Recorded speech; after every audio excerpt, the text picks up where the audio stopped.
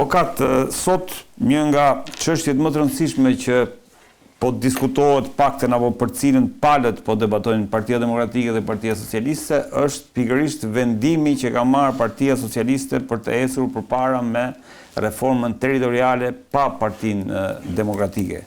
Ka patur një reagim nga Partia Demokratike nëpërmjet nënkryetarit Luciano Boçi, i cili ka thënë që ne vazhdojmë të mbetemi pjesë, nuk kemi bojkotuar, por me Ramën nuk bashkëpunojmë, pak a shumë këto kanë qenë terminologjitë e përdorura.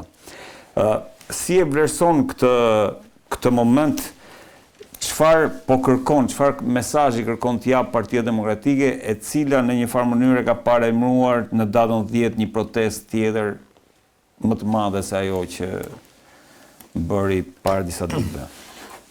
Tani mënyra se si Partia Demokratike po qaset gjatë kësaj periudhe kohore, po them një muajin e fundit, tregon qartë kakofoninë e madhe në të cilën po bën politik kjo opozit, sepse njëherë përbetohet që nuk do bojkotojmë çdo lloj, le të themi, tryeze apo komisioni me Partinë Socialiste, herë tjetër përbetohet që hajdeni tani në shesh sepse kemi rrëzuar Edi Ramën, dhe pastaj mbrapa kur majoranca në pushtet i tregon dhëmbët edhe për shkak të numrave, sepse po mos kishte numra pastaj do ishte tjetër histori.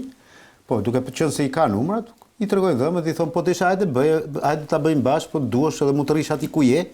Dhe kjo majorancë ka dhënë sinjale të mëparshme që nuk pyet shumë opozitën kur vjen puna për të marrë disa vendime të cilat qartazi i ka pasur mundësinë edhe për shkak të konjunkturave politike në vend, kjo kuptohet për fajt të opozitës, sepse numrat në demokraci ose në parlament janë thelbësore kur vjen puna tek komisionet veçanta apo dhe tek votimet veçanta.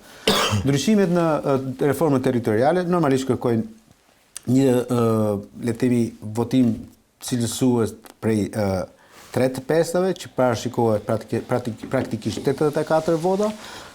Partia Socialiste sot ka 83 që i ka të vetat, po të shtosh dhe ato 3 mandate që i ka Partia Social-Demokrate, e cila qartazi ka qenë në krah të Partisë Socialiste, bëjnë 86, kështu që nuk ka nevojë fare Partia Socialiste në rasti konkret, nëse do flasim për politik. Pastaj nëse do bijmë në rangun moral, shoqëror, që të ketë një reformë territoriale apo dhe zgjedhore të mirë qartësuar midis palëve, që të mos ketë nesër pas nesër, pastaj qasje si ku do kemi pasur gjatë gjithë kësaj periudhe kohore, pra nga 2015 ku miratua kjo reformë cilën ne kemi deri tani, sigurisht do i kishte qenë mirë, domethënë që të gjitha palët politike, të paktën ato që janë në kuvend, të marrin pjesë në këtë, le të themi, komision. Po shkojnë sepse nuk kanë çfarë bëjnë. E thënë në mënyrë më të thjeshtë të mundshme. Ata e kanë bërë të qartë nga Partia Socialiste, po serët e bëjnë vetë, kështu që nëse do duhet bëjnë të njëjtin gabim që bën 2014-2015 në kohën kur PD-ja ka pasur numra dhe më të mirë se sa kaq, atëherë le ta bëjnë funditës.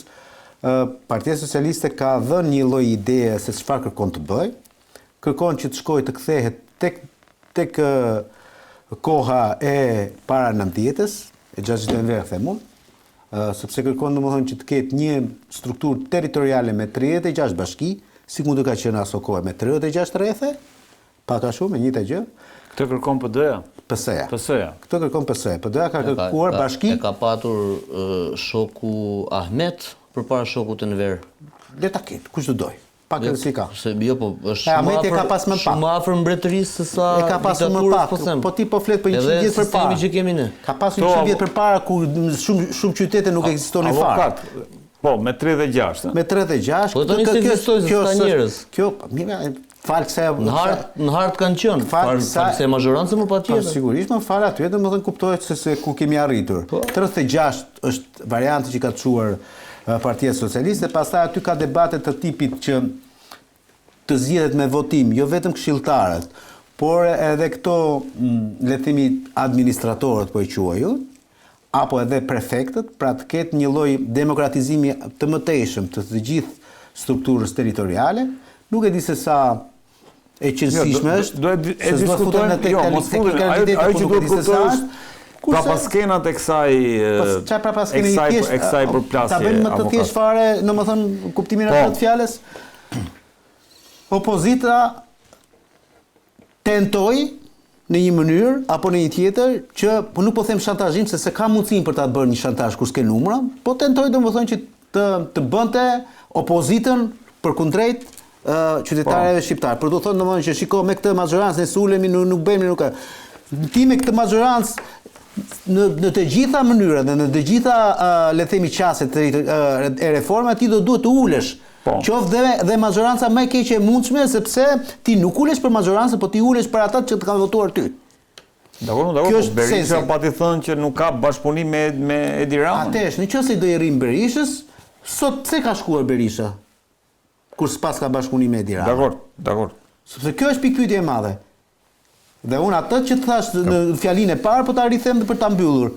Ka mos koherencë totale, kakofoni politike, pra një opozit që për mendimin tim do duhet të ngrihet në pozicionin që mbar. Ka patur në mbledhjen e mbyllur të grupit parlamentar të Partisë Demokratike disa deputet që kanë shprehur kundërshtimin e tyre ndaj vendimit për bojkotin e reformave, asaj zgjedhore e territoriale. Sipas raportimit të gazetarit Osman Stafa, mes deputetëve që kanë kërkuar pjesëmarrjen në komisionet përkatëse janë Bledion Albati, Xhelal Mziu, Oerd Bylykbashi, Ina Zhupa, Tritan Shehu, Bledi Himçi, Eno Bozdo, Luan Baçi dhe Arjan Ndoja, të cilët kanë argumentuar se pjesëmarrja në procesin e reformës është e nevojshme. Domethënë 9 deputet për të qenë korrekt. Okej, po domethënë, po bëj pyetjen retorike dhe pastaj po e kaloj kolegët. Po më thën, Tritan Shehu dhe Oerd Bylykbashi dhe Ina Zhupa i kanë dalë kundër Sali Berishës.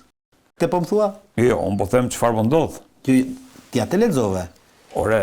Sali Berisha ka thënë ne bojkotojmë çdo lloj reforme me Edi Ramën. Po, këto janë zëra që janë kundër. Që janë kundër. Ti unë po të ngrej pyetje retorike, po them Tritan Shehu, Ina Zhupa, Oerd Bylykbashi i pas kanë dalë kundër Sali Berishës. Këtë po më thua.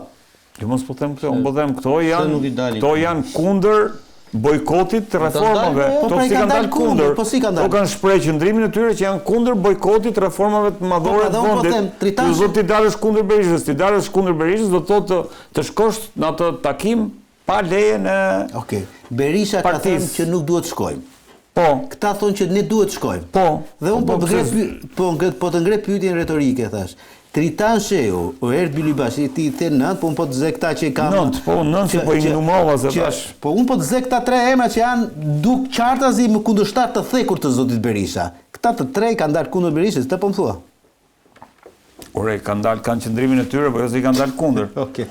Mirë në rregull. Denis, çfarë po ndodh, si lexon prapaskenat, sepse ka prej javës që shkojnë fakt që diskutohet territorialja, ka patur paremrime personalisht nga zoti Mazniku, nga kryetari i grupit parlamentar Balla, të cilët kanë njoftuar se nëse Partia Demokratike nuk bëhet pjesë, ata do ta ndryshonin në parlament madje për nesër bëhet fjalë. Kthehemi tek ajo që për fat keq është skena politike dhe edhe në këtë rast ne kemi Partinë Socialiste, e cila është lokomotiva e reformës, dhe Partia Demokratike që është kthyer tashmë në një shtojc. Pse e them këtë? Sepse çfarë ndodh? Pse ka rëndësi për PS-n fillimisht reforma territoriale dhe pastaj zgjedhore? Po ta shohësh, nuk po bëhet ky debat për reformën zgjedhore. Por fokusi është te reforma territoriale.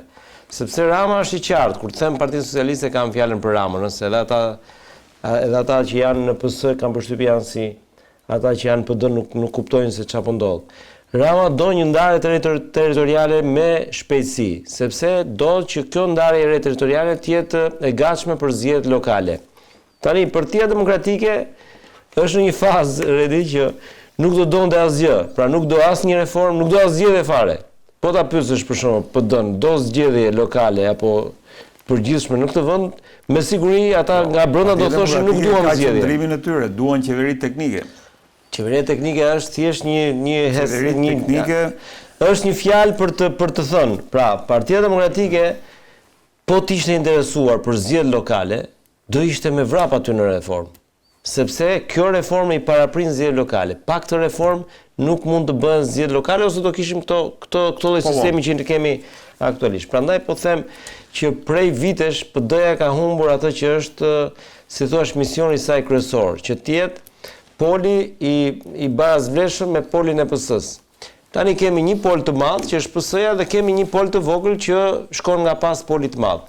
Ose forca e rëndesës është PS-ja. Tani dhe PD-ja s'ka nga vej, jam dakord me atë që thotë Leonardi, që PS do jetë detyruar të shkojë tek reforma e PS-s. Asgjë tjetër.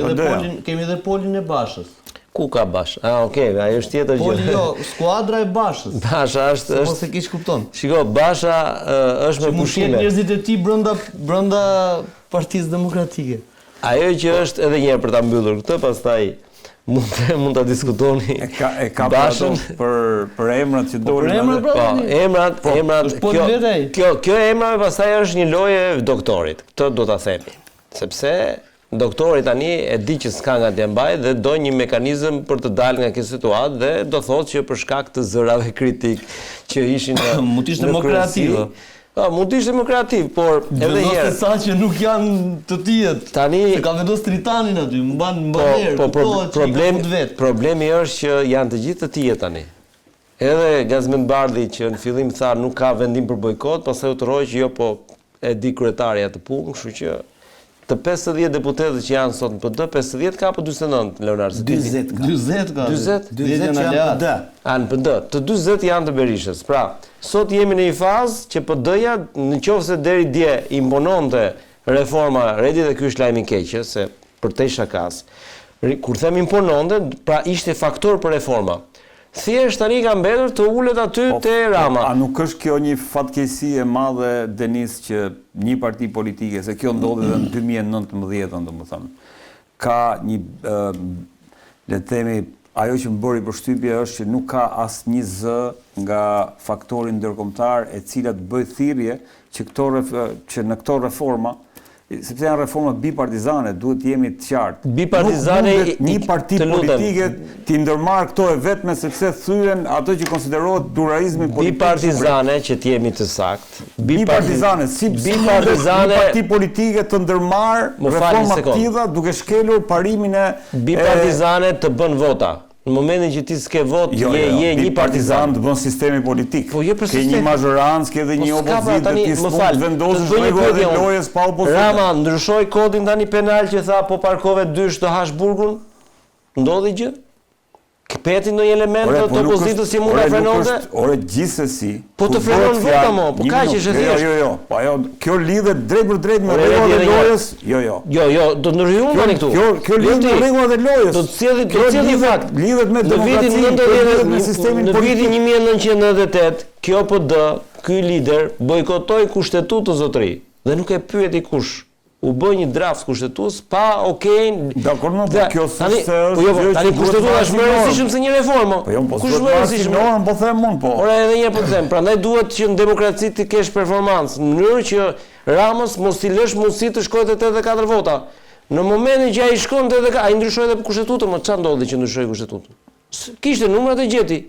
Po patin mbështetjen ndërkombëtare, ta vulosi Yuri Kim në atë kohë. Ndryshimi të kushtetues. Po me rregull. Rregull është kërkuar. Kjo është, po normale nuk është më që një parti politike ti bëj vetë rregullat e lojës. Normale nuk është që një parti politike bie nga këtu shkon këtu. Po jo pra, po edhe pse është në opozit. Kjo është normale. Duhet t'ia lejoj. Është më thjesht se kaq. Se janë bashkë, pse lodhen ju? Kjo variantet bashkë këtë elaboron Floger dhe mirë. Po Floger, si e shikon këtë përplasje në këtë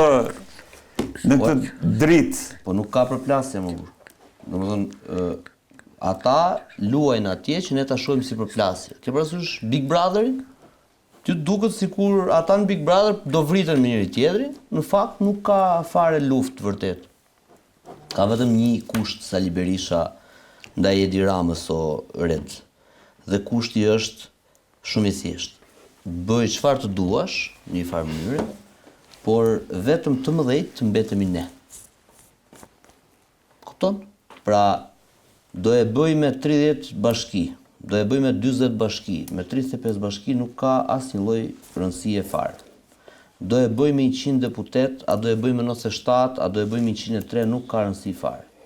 E rëndësishme është që në finale të mëdhejt të mbetën këta. PD-ja dhe PS-ja, Rama dhe doktori. Ky është thelbi. Tjerat pastaj janë zhurmë që polarizojnë shoqërinë dhe sërish ju shkon në shërbim këtyre, që këtu ka prap dy palë, Rama dhe Berisha.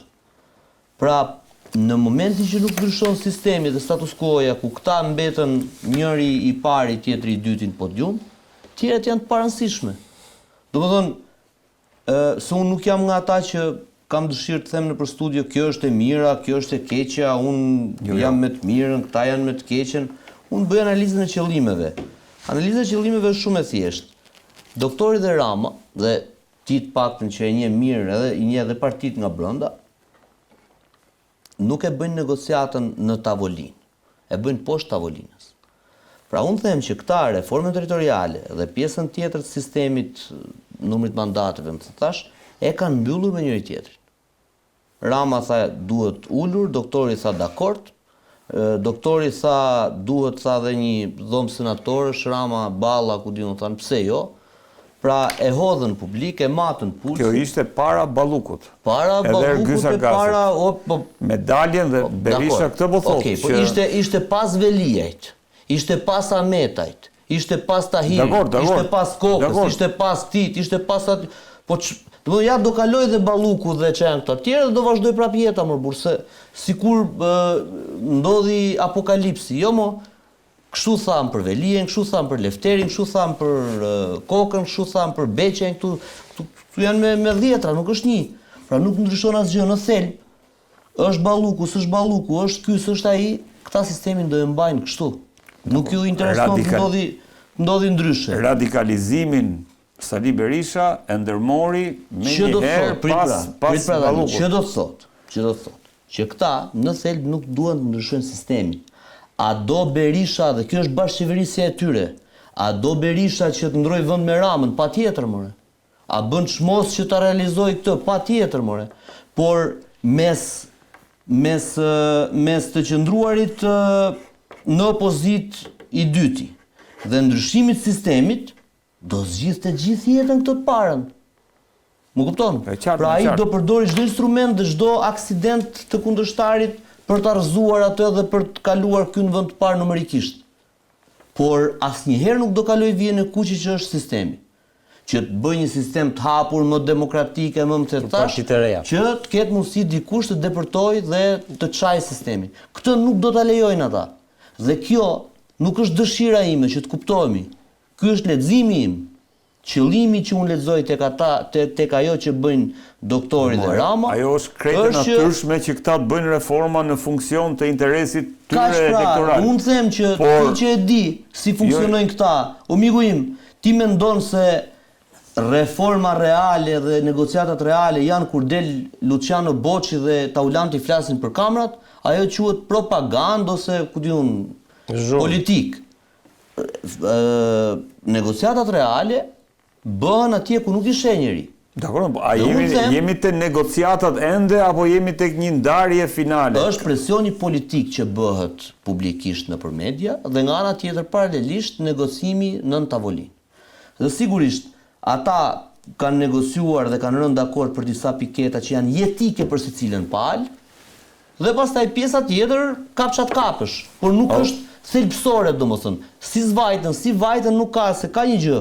Në kushtet që janë Partia Demokratike, unë mendoj se duhet ta bojkotoj, sepse nuk ka çmerr. Gjën që do dhe e ka të marr është fakti që nuk ndryshon sistemi. Dhe do ngelet parti e madhe dhe do ngelen këta të mëdhenj.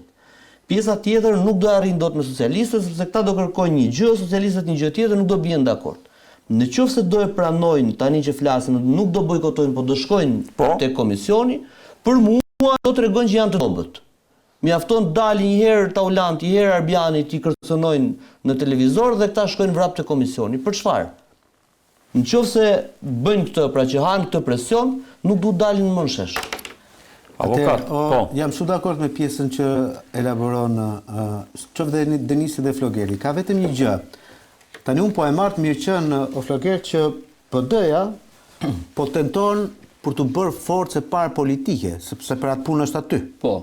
Po flas teorikisht. Po. Pastaj po ti futem asaj analizës që ti the që këta janë bashkë. Bashkë për sistemin, që do të jetë i pari doktori dorë. Po ti bashkë bësh, po ti kur e kupton domethënë që është vetvrasje për ty, pastaj unë nuk e di se çfarë është kjo bashkë. Po ajo tjetra nuk është, ajo tjetra është vetvrasje shumë më shpejt. Po shikoja pak një gjë atë në këtë idenë që kanë hedhur socialistët për punën e 36 rretheve e bashkive. Dhe vërej nga gjitha këto, po të thesh kështu: Berat, Bulqiz, Delvin, Devol, Dibër, Durrës, Elbasan, Fije, Gjerkasa, Gramsh, Has, Kavaj, Koloj, Korç, Shkruj, Kuçov, Kukës, Kurbin, Vlorë, Tropoj, Tiranë, Tepelen, Skarpar, Shkodër, Saran, Puk, Pogrades, Përmet, Peqin, Mirdit, Hast, Mallakastër, Lush, Librash, Lezhë. Parë gjitha këto, pra këto do jenë bashkit. Parë gjitha këto, mua më bën gajle që PD-ja me gjithë të listë kështu, po e paragjykoj totalisht, po thjesht po nisë nga çfarë është fakti i sot. Bëj një prognozë. Një prognozë përveç Shkavajës. Edhe atë me dyshim.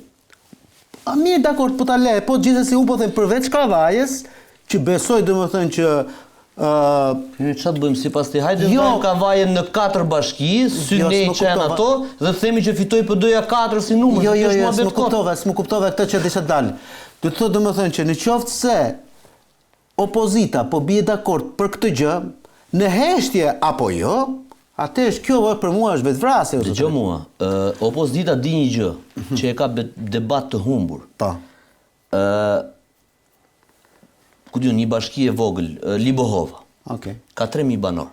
Po. Është bashki. Tani, atje nuk gjet 30 veta me çun punë. Fjala vjen. Pra ka një sens logjik se si bën bashkit më. Nuk mund të ketë një bashki si Tirana me 800.000 banor dhe një bashki si Libohova me 3.000 banor. Okej. Më kupton? Po. Pra në këtë kuptim, PD-ja e ka debat humbur dhe e di që ajo që propozojnë socialistët është duhet bërë. Jo se propozojnë për mua, unë për shembull jam një teori tjetër që e kam mbështetur dhe e kam patur në mendje, po e kam dëgjuar edhe nga Manjani për shembull. 24 bashkima, a jemi 2.4 milion njerëz. Sipas censusit, duke e marrë të vërtet censusin, që unë besoj se jemi sa më pak, po çon si ka 24 bashkima, se nuk mund të kemi bashki një me 3.000, një me 800.000. Jo, pra ka një zgjidhje, PD-ja ka dhënë një zgjidhje tjetër, pavarësisht se ata nuk din ta elaborojnë më. Sepse ata merren me cicmisë dhe nuk merren me thelbin. Propozimin që unë kam parë nga teknicianët, jo nga këta harbutët politik. Po. Që dalin vetëm për të bërë llafe, është 92 bashki, por me 2 ndarje të fuqishme. Pra, tani termat mund t'i gjesh si duash, bashkit vogla, bashkit mëdha. Pra, që ti të kuptosh rëndësinë, që të japësh rëndësinë dhe bashkisë Hasit, apo asaj të Libohovës që ti the, po dhe bashkisë Tiranës të japësh rëndësinë, domethënë në krahasuar. Zgjidhet me votë të dyja, po. Po, pra po. Dhe i bën siç e ka Franca. Po ashtu duhen. Që ka në dy ashtu duhen më pak bashki më Leonard. Jo, nuk të duhen më pak. 35 bashki. Të lutem, më Floger. Për shembull, në ideja ka Dibër. Nuk ka më Bulqiz Dibër, po ka vetëm Dibër. Po pra, po kjo do ishte e gabuar, këtë po duhet të shpjegoj. Po më gjej një sekond, prandaj po them. Ideja e PD-s është të ketë 12 super bashki. Që janë qarqet sot? Po, që janë qarqet sot, 12 super bashki, dhe pastaj 80 të tjera, të cilat jenë bashki me një numër të bashkërenduar pak a shumë territorialiteti dhe populate, me qëllim që ti të kesh mundësinë që ti jesh sa më parë afër qytetarit. Pse po e bëjmë? Ne vërtet nuk kemi akoma infrastrukturën e domosdoshme në përvend, nuk po flas për Tiranë, Durrës, Shkruj, po flas për qytete, për rrethe të tjera, të cilat ose për bashki të tjera, të cilat kanë akoma largësi shumë të mëdha, qendra e bashkisë me pjesën që mbulon si territor. Shkon ai tjetri për një hall të vogël apo për një gjë, domethënë do të lë gjithë ditën ai për të shkuar aty në për shkak të largësisë që kanë, distancave. Dhe ti nuk ja jep shërbimin atij asaj bashkisë. Po të zë një rast konkret. Bashkia Shkodër fillon në Velipoj, poshtë dhe mbaron në Vermosh. Po pra, po do jenë njësinë administrative, ma ato nuk do bien. Po pra, po njësive administrative ti do t'u japësh fuqinë ligjore. Futemi dhe për modele, po ajo që më intereson është... Nxora këtë për të treguar që këta nuk bëjnë debatin, se territoriale nuk është politike, është më shumë teknike se sa Debati politike. ka të bëjë me këtë që tha Flogerti, që këta Ato ruajnë kanë- bipolaritetin. Atë po më nuk Të di. ruajnë bipolaritetin. Nuk mund të thosh atë njëjtë gjë që po thot Flogerti, tani Jo, unë nisa jo, pjesën time. Shkatrojnë, Ora është dakord me shumë atij, dakord. është kota. Jo, këto ruajnë, jo, dua të rri në këto terma, pa këto ruajnë bipolaritetin dhe shkatrojnë partitë e vogla, se normalisht tani që një parti e vogël në një parlament ka me mbetur 100 që nga deputet, partitë e vogla. të shkojë. A nuk është dobësi që ti thua nuk do shkoj dhe shkon? Po sa pa e thash Ti më duhet të Flogerti. shkuar që në fillim dhe ta demaskoje, ti thoje e kuptoni qytetar, bla bla bla bla. Po, bla. pra, dhe unë jam me këtë, Ta ama. ndoshta miku im kanë bërë kalkulimet e tyre. Po, edhe bëjnë gjëra kanë sikur po na bën- Si me 92, Si me 30, si me 30, ne e dim se çfarë do bëjmë. atë që thuhet do marrim, kështu që nuk lodhen fare dhe dakord, po nuk Jo, po jo. kanë presionin tani. Nuk e kam unë atë nuk lodhen fare. Se ata vërtet mund mos marrin asgjë më, se i kanë numrat PS-ja. Dhe PS-ja nuk i ka numrat për vetëm për qajnë hallin njerëzve, thua? Jo, ata duhet të dalin, e kanë detyrim ata. Për 500.000 apo për votues të tyre kanë detyrim që të thonë, shikoni, propozimi ynë është ky, 1 2 3 4. Po këta nuk na i pranojnë. Po ti duhet t'japësh alternativën tënde. Po dhe po se Edhe nga pranon, presioni ata ti publik nuk nuk e të kapësh voton. diçka. Po nuk ka rëndësi, po ti duhet t'i japësh. Është. Po ti duhet të thuash edhe te kodi zgjedhor. Ne jemi për këtë kod. Po ata nuk e domethënë, ata nuk e flasin merr Kanë bazën rënë e tyre. dakord me Ramën, i kanë thënë Ah, gjë, pra, nuk po vim. a mbylli Se fare. ti je regjim, ti Ah. po je si do vecën e dakord Jemi me ty. Po siç e ka bërë Basha në 2015. Po, pra, kjo është historia, pra. Pra këta po tallen Deni- prapë se prapë me këtë Një me koment njerëzit për e këtë tyre. se do them ke avokatit për disa çështje që lidhen pikërisht me ato që komplikojnë dhe situatën për sa i përket reformave me Ballukun. Jo, tani PD-ja me sa duket është në një fazë radikalizimit veprimeve që mund të shoqërohen me protesta qoftë edhe të përditshme dhe i duhet një Do kaos. dalim tek PD-ja për ta Nuk trajtuar. po shkoj aty, më po pas, i duhet një kaos, një kaos që do të shkon edhe një herë ose do të kërkojë vëmendjen e opinionit publik. Dhe një nga këto kauza është dhe reformat, 2 reforma të rëndësishme, sepse orientimi normalisht është që reformat të bëhen bashkë. Por shoh që Rama kësaj radhe është i vendosur për këtë arsye se shumë shpejt gjërat mund ndryshojnë edhe në raport me mazhorancën. Kështu që nga kjo pikpamje ai do t'i mbyllë këto projekte e Po tij. e thaj, deri në 2027 do t'i mbyllin e para Pikërisht e pra, mojnë. dhe është PD-ja, s'është PD-ja, ai i ka numrat. Për sa kohë i ka numrat, nuk ka faktor ndërkombëtar që ta ndalojë të paktën. Jo, po Një- mbaj një- qendrim faktorin një lajm i mirë ndërkombëtar, se është- për ta ndaluar se Një ndalon. lajm i mirë është që paktën SPAK-u në një farë mënyrë do vazhdojë të qëndrojë siç është, sepse lajmi i javës kaluar ishte një lajm interesant që mund ta analizonin. aty do dalim. Ajo që tentativa e komisionit Xhava për të shkuar dhe që u kthye, u pranua në komision nuk u pranua nga SPAK-u. Kjo, pra, kam përshtypjen, unë përshtypja ime është kjo, që faktori ndërkombëtar te SPAK-u do qëndrojë solid i pa lëkundur. Te reformat e tjera nuk ka çfarë të thot, pra sa shef që le themi bojkoti i PD-s është i pa arsyeshëm. Tani mos zotëri, a paguhesh për atë ti? Apo jo, mo Leonard, a paguhen ata? Po. Shko me aty në komision. Po s'është pa. Madje marrin shtesë page për pjesëmarrjen në komision. Kërkon që Rama të mos i bëjmë një mbrojtje kaq hapur. Ore, çfarë lidhje ka rasti Ballukut me reformën? Jo. Për Ballukun qëndro siç je. Për reformën i fleksibël sepse reforma nuk i shërben Ballukut reforma. As Ramës, reforma i shërben qytetarëve. Dakor, po. Nuk ka asnjë lloj, shiko, ata nesër mund të dalin dhe në ku diun të bllokojnë bulevardin dhe të thonë ne jemi këtu s'merrem me reformat. Po Rama ka për t'i bërë të ka treguar që Rama Ta mund të lënë dhe mandatet, mos u kanë bërë. kur do po i la mandat më keq, se do ndryshojë edhe kushtetuta fare, e bën e mbyll. 16 shkurti. Unë mbaj pavarësisht këtij ping-pongu dhe Berisha e di këtë.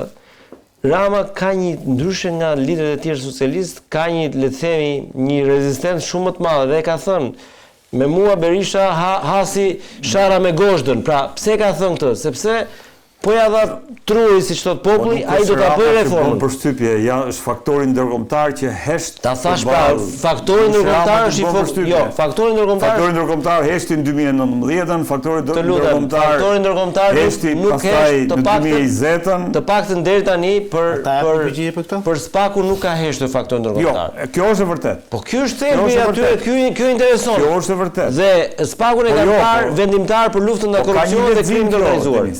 Ka një lexim. Po mirë, Politik. prandaj po them pra, edhe Rama nuk është i guximshëm se ashtu vërtet, mendon. e vërtet. Ai është ku shef rrethanat që këtu nuk ka, le të themi, presion ndërkombëtar, shkon përpara. Avokat, po Një vetëm fjali- shkurt një se... fjali për këtë dhe pastaj e mbyllim. Kalojmë te Balluku pastaj. Po, tani faktori ndërkombëtar që e thoni domethënë kështu me tamtame të mëdha. Ka vetëm një gjë, më burro shumë e rëndësishme kjo që faktori ndërkombëtar shikon Majtas dhe Djathtas. Majtas është Edi Rama. Është në pushtet, është kryeministër. Ka 83 mandate sot. Djathtas është zoti Sali Berisha, non grata. Mirë, pra, kjo është tjetër element Tani, që favorizon Ramën. Është shumë e rëndësishme kjo Po, pra. mërbur. Kjo është një gjë shumë e rëndësishme. Tani pyetja foshnjarake po duhet quhet e ti, është kjo, o zotëri, për çfarë do ngrihem kundër Ramës, se nëse do bie Rama këtu do vinë një non grata. Do ta pranojmë këtë non gratën. Sepse ka dy gjëra, ose duhet i heqin Sali Berishës non gratën, ta amnistojnë në këtë raport dhe ta bëjnë faktor. Lindi është në Amerikë, ta dish. Po bravo, të lumë se ky i ka qef të gjëra, ose ndryshe tani nuk do merrem më me këtë histori se është e tushme. Qor për qor tha e kam në obor. Për qor maja qor që kam se të marr një qor tjetër. Pra nuk ndryshohet një e keqe e madhe me një të keqe tjetër. Avokat, çfarë po ndodh me Belinda Ballukun? Ka kemi ndonjë të re? Çfarë E reja për Belinda Ballukun, tani të reja, aty ka për ditë të reja, sepse sot për shembull një Kur do ta kemi vendimin, po? I kësaj studio që ti e fton shpesh zotin Almer Toskën, ai ka shkuar me një kallëzim tjetër penal, sepse ka disa Belinda Balluku në SPAK, këtë radhë për tunelin e Murrizit, për të cilin domethënë kallëzimi penal konsiston jo në faktin çka është publikuar në media që është çarmuri këtu, çarmuri ande më the tash më shumë se sa tek një shkresë zyrtare e lëshuar nga RSH-ja, nga Autoriteti Rrugor Shqiptar, ndaj një deputet të Partisë Socialiste të zonës së Matit, demokratike, zonjës së Vata, ku ajo ka kërkuar shpjegime në lidhje me tunelin Murrizit dhe është dhënë një përgjigje zyrtare nga ana e RSH kur thotë ne nuk kemi si të shprehemi për një vepër publike të cilën nuk e kemi marrë akoma në dorëzim dhe nuk ka kolaudim. Tani pyetja që ngre se kur e thua këtë gjë, domethënë do të të zej frika them unë teorikisht, jo praktikisht, se s'do të ngrej alarm për këndrejt kujto. Ti e ke inauguruar atë si vepër. Si mund të inaugurosh një vepër të pa kolauduar? Tani politik mund të bëjnë sa duan në zotërin nderuar. Po larg qof me ndodh një hata e madhe aty, tani ç'është kjo histori? E ke të pa kolauduar vet RSH-ja, sepse RSH-ja në rastin konkret çka ka bërë? Ret. Thjesht ka ka shtërhequr për të mos marrë asnjë lloj përgjegjësie, se në fund ditës ky drejtori i RSH-s nuk ka arsye të marrë mëkatet e Afrim Qendros, të Elvis Berberit apo të Gendian Gjylit më burr. Unë vërtet është drejtor këtu, po si ka bërë ky në drejtimin e këtija? Janë bërë drejtimin atyre. Pra teorikisht po flas gjithmonë. Dakor. Kjo është një vepër penale e cila kallëzim penal, se nuk e di a do ta marrin në SPAK-u apo jo, apo do ta hetojë apo jo, por që i vazhdoi një rriten vazhdimisht zonjës Balluku. Plus kësaj ka edhe 2-3 gjëra tjetër. Duro se ka lajme. Është në fazën finale fare, ky hetimi për çajën, sepse kemi pasur punë rrugësh këto ditë. Për problemin që pati rruga Korçersek, e cila u shëm përpara një viti ca 2 vjetësh, mban mend që u shëm gjithë skarpatas e rrugës, është në përfundim për t'i komunikuar kjo vepër penale. Tani se ku do të shkoj tek Belinda Balluku, do shkoj tek Elvis Berberi, nuk di të ta them për këtë, po di që është faza finale fare e kësaj rruge. Po vazhdojnë hetimet për Çukës Qaflloç, sepse edhe kjo për hetim plus për ato shëmjet që kanë ndodhur për inaugurimin dhe shëmjet që ndodhën rishtasi gjatë këtij viti, pra gjatë 2025-s, sigurisht dhe për tunelin e Llogaras, sepse ajo është në qendrën dhe unazën e madhe të Tiranës, të thash edhe për rrugën Velipoj-Shkodër. Edhe rruga Velipoj-Shkodër, po ta kujtosh, u shemb shumë pak. Ka hetime edhe për këto. Po, janë në fazën përfundimtare, po të flas. E qartë. Janë gjitha këto farë. Tani nuk dua të bëj Kasandrën, edhe të them domethënë që të gjitha këto do të shkojnë Belinda Ballukut. Mandja më thot që duke qenë ministre e linjës, asaja do t'i vishen, le të themi, të paktën nga ana penale e thënë gjithë këto, më duket shumë e vështirë që të paktën politikisht Edi Rama ta mbrojë, të vazhdojë ta mbrojë me istikam Belinda Ballukun, pavarësisht hallit a problemit që mund të ketë apo kostos që mund t'i kushtoj politik. Si mund ta mbroj avokat? Se kjo është pyetje. Unë kam një bindjen time tani këtu kot analize, Edi Rama nuk ka për t'ia dhënë të drejtën që Spaku, domethënë nuk ka për t'ia dhënë imunitetin e zonjës Balluku. Në të gjitha rastet ku edhe sikur gjykata kushtetuese të shprehet kundër kërkesës së kryeministrisë. Pra dhe në rast se të rrëzoj gjykata kushtetuese me vendim do ta rrëzoj kryeministrin, pra të lënë fuqi pezullimin, Edi Rama ose kjo mazhorancë nuk ka për të dhënë imunitetin për zonjën Balluku. Dhe kjo nuk është thjesht problemi për zonjën Balluku, por sepse një dhënia e imunitetit të tillë do hapi një spirale shumë të madhe, sepse sot për sot nga APS-ja janë SPAK, Tërmet Peçi, Agron Malaj dhe shumë deputet të tjerë, Ceno Klosi, pra janë personazhe, deputet të cilët janë në hetim nga SPAK-u. Dhe në qoftë se kjo është analizë edhe një herë. Dhe në qoftë se do shkojmë që do jepet imuniteti, pra do zhvishet nga imuniteti Belinda Balluku, atëherë për këta të tjerë të cilët nuk kanë fuqinë politike të zonjës Balluku, nuk do menohet dy herë për këtë. Rrezikohet ekzekutiv mazhoranca po thua. Po një pyetje kam se dëgjova Adriatik Lapajn që po bënte një koment në raport me këtë, i cili thoshte që nëse për 3 muaj kuvendi nuk kthen përgjigje, bie kërkesa. Po, është vërtet. Bie kërkesa. Po, kështu është, si, lutem, ma sqaro pak se unë kuptova si e kuptova, po juridikisht do doja një konkluzion më. Po, vetëm mos e bëjmë kokafoni kot. Jo. Po, është bërë një kërkesë. Po, është bërë një kërkesë nga ana e SPAK-ut në lidhje me Belinda Ballukun. Diku nga mesi i dhjetorit po themi, 20 e ca dhjetor ka qenë. 10-11, nuk e di se sa ka qenë. Kërkesa që ka shkuar. Jo, të pyes për datën që të masësh sa deri kur duhet shprehet parlamenti. Ka qenë. Po. Mes dhjetor, 10 janar, 10 shkurt, 10 mars, po themi. Okej. Në mes të marsit duhet të shprehet. Duhet shprehet. Në qoftë se nuk shprehet fare, pra e lën heqje, pra nuk kalon nga komisioni, nuk kalon në parlament. Po, nuk kalon fare në parlament. Kjo është për të diskutuar. Pra, kjo kërkesë ajo USB-ja që nuk tërhiqet. Jo, vetëm që ta bëj më konkrete për Leonardin. Jo nëse nuk shprehet, por nëse vazhdon të jetë kjo situatë. Po nuk shprehet, pra një lloj sa ta bëjmë lidhen. Po prit pra. Po mund të mlidhen nuk marrin dot vendim. Një sekond. Pra si e shoh unë, se mund të jetë një skenar, për shembull, nëse se dhe gjykata kushtetuese mund ka drejt 3 muaj afat të shprehet. Për shembull, gjykata kushtetuese mund të shprehet në prill. Edhe gjykata kushtetuese ka të drejtë 3 muaj. Nëse gjykata kushtetuese shprehet në prill, i kaloi afati. Dhe mbaroi. Ana po them që asnjë gjë për këtë. Po, kjo prit, këtu është kakofonia e gjë. Pra bie kjo kërkesë, por SPAK-un nuk e ndalon asnjë që të shkojmë jo vetëm nga hetimi, por që të shkojmë një kërkesë të re direkt ditën ditë ku mbaron afati kësaj kërkese. Bie kjo kërkesë, po SPAK-u e ka opsionin për të shkuar në një kërkesë tjetër. Po e bëj më thjesht. Në 10 mars mbaron kjo histori. SPAK-u shkon më 11 mars me një kërkesë tjetër prap. Pra e ka të drejtën, nuk është se zbën të drejtën fakti që kjo kalon pa një përgjigje. Shumë të bukur që ata e kanë parashikuar si duket oret. Kur këta kanë shkuar me kërkesën parlamentit, nuk kanë cilësuar se çfarë kërkese kanë. Pra, arrest shtëpie apo arrest me burg. Pra nuk është identifikuar apo kontroll banese. Nuk, ata kanë thonë, duam imunitetin e kësaj zonjës. Dhe kaq. Tani çfarë do të thotë? Kur të shkojë në datën 11 mars, thotë, shiko, thotë, herën e kaluar, thotë, ta kam të sill, thotë, pa specifikuar. Tani kanë të drejtë, thotë, ta sill të specifikuar. Çfarë? Do t'i bëj kontroll banese. Prandaj duhet të heqësh imunitetin. Do ta jap arrest me burg, po ja shton. Dhe kjo proceduralisht konsiderohet si një kërkesë e re.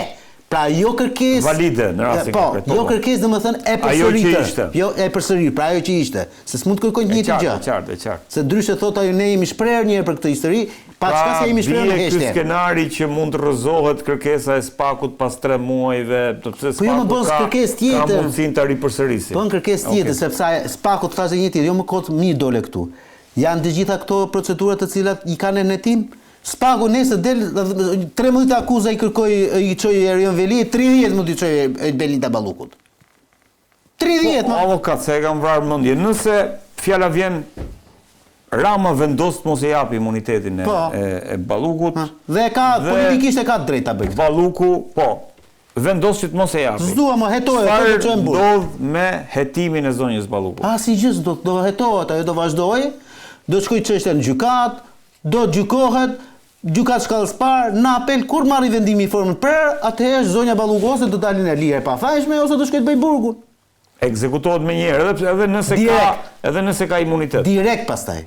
Nëse ka një vendim të Ka formës një vendim prerë, të formës prerë si punë e Saljanit, e dorëzon mirupafshi. pra nuk është se ka pastaj mundësi Jo, vendimi i formës së prerë nuk ka imunitet që e mbron një vendim i Nga formës. të mbron vetëm Aratis. Po. që sa mund Derisa të zgjasi, kapin. sa mund zgjasi si gjykim Deri 2030. avokat, deri në 2030. Atëherë jemi në Europë, ne jemi në rregull pastaj. Flogert, si e shikon këtë situatën me zonjën Balluku? Çfarë loje po luhet, cila është strategjia e mazhorancës në lidhje me këtë min mesahat, po them unë, që është që i plasin dorë, që ishte zonja Balluku. Se the gjithmonë me këto punë afate, shumë herë më thonë, po pse të shon kaq? Shiko, mund të bëhet dhe mrena 6 muaj dhore. Shkallë e parë apel. Proceduralisht është kështu. Afatet ligjore të përcaktuar në kod, afatet ligjore të përcaktuar në kodin e procedurës penale, mrena 6 muaj kjo zonja merr vendim formës të gjykatës shkallës parë, vendim të apelit. E marrni mend? Boti ekzekutueshëm E marrni mend Fridi Velerin juve? Si ja bën? Mrena 9 muajve vendimi shkallës parë apelit dhe ja ekzekutuan direkt. 9 muaj Nëse ka një vullnet nga gjykata. Flogert, pra, cila është strategjia e mazhorancës në raport me çështjen Balluku? Po kërkon që të lodh opinionin publik me këtë histori në mënyrë që më pas kur të vijej momenti i ekzekutimit të mos i prodhoj kosto politike, a ku di unë, ka disa skenare që dëgjojmë fakt, po Dëgjoj, këtu kemi të bëjmë me palë, nuk është dikush zoti, dikush papa, dikush vulnerabel, dikush mëkatar, dikush... Tu kemi palë, kemi prokurorin e posaçme që bën detyrën e saj, dhe larg qoftë që të bën bashkë me doktorin dhe t'ja heqin mundësinë për të bërë punën e saj, dhe kemi zonjën Balluku apo Velien apo tjetrin që janë palë në këto procese, po kemi dhe i parti politike e cila mban një qëndrim me ligjvënësit e saj, me mandatin që ka në raport me proceset. Dhe janë procese dhe janë të drejta që nuk ja japin vetës, ju ja jep ligji. Pra, po dëgjoja i ditë avokat Ngjelen, që e pyesti një gazetar, i thoshte avokat, në qoftë se nuk ja jep partia ai komisioni i Këshillit të Imunitetit dhe Mandatit, që është ai imunitetin e Ballukut, Spakut, çfarë ndos? Dhe përgjigjja e avokatit, mund të jetë dhe avokati që kemi këtu që shumë e thjeshtë, më fal zonjë. Është e ligjshme, ja parashikon ligji që kanë mundësinë që të mos ja japin? Po, madje edhe mos shprehen pra. Është okay. Pra, a ja lejon ligji këtij komisioni që të mos e japi? A ja ka dhënë ligji të drejtën që ta kenë ata në dorë dhënien apo jo të imunitetit? Po, atë çfarë debati po bëjmë? A është moral? Jo, debati që po bëjmë ne është ky. Për të kuptuar lojën e Spakut në këtë histori. Dakor, pra, tani është tjetër gjë. Me këtë lidhet gjëja. Ta thash pra, ka një problem personal në kuptimin juridik që ka zonja Balluku, Velia i tjetri me Spakun. Ka një problem politik që ka Rama me Spakun. Më kupton? Që ka të bëjë me mazhorancën. Dhe këtu unë e kam ndarë në 3 faza këtë proces. Është një proces i tërë, një makineri e madhe që lëviz në disa rrafshe. Në rrafshin kushtetues, në rrafshin juridik dhe në rrafshin politik. Tani, në rrafshin kushtetues është historia e pezullimit, që është një proces që duhet presim gjykatën kushtetuese.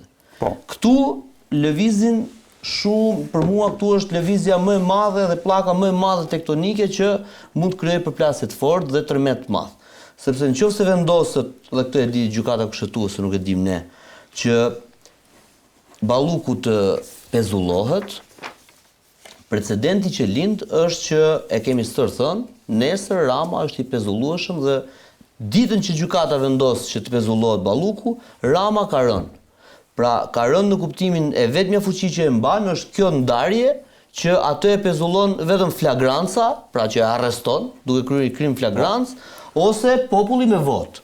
Në qoftë se do vazhdohet me këtë lloj precedentësh, Rama është i rënd. Qoftë se gjykata gjykon ashtu. Është i ekspozuar. Bujrum, po jo më është i mbaruar. Nesër një prokuror thot, ma pezullo pak se po bëj sa hetime paraprake për për shtëpinë Surrel.